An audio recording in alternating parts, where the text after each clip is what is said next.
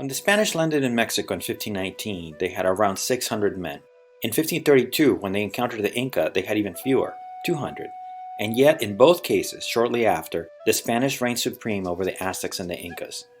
Why? Why were the Spanish able to conquer these indigenous empires despite being so vastly outnumbered? The answer begins with the Spanish leaders of the conquistadors, Hernán Cortés and Francisco Pizarro.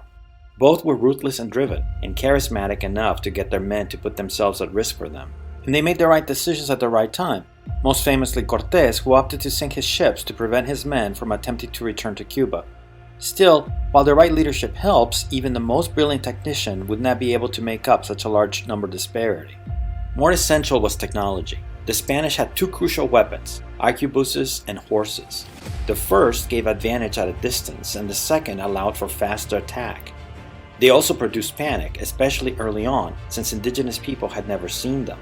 It is not a coincidence that when natives gained the advantage of a gun and a horse, like the plains people of the American West, they were able to hold conquest much longer.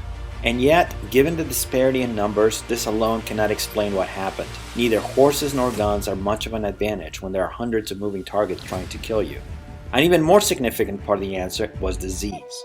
Unbeknownst to them, the Spanish unleashed a series of biological weapons on the native population because the transmittable diseases they brought, such as smallpox, chickenpox, measles, and many more, devastated indigenous people who had no natural immunity to them.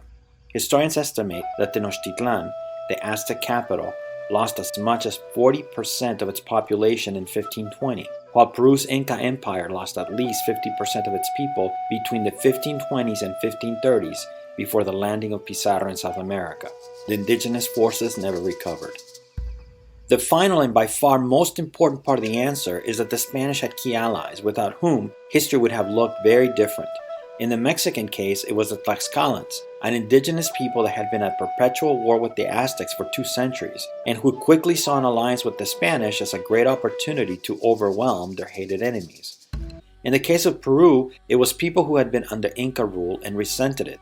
Huancas, Chancas, Cañares, and Chachapoyas, but also Incas themselves, because at the time Pizarro landed in the region, the Incas just happened to be enmeshed in a civil war between themselves.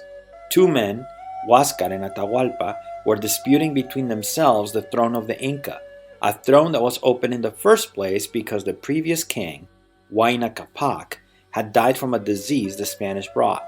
This left fewer warriors to combat the Spanish, but most importantly, after Atahualpa beat Huáscar, he was left in a vulnerable position and was captured by Pizarro and his men.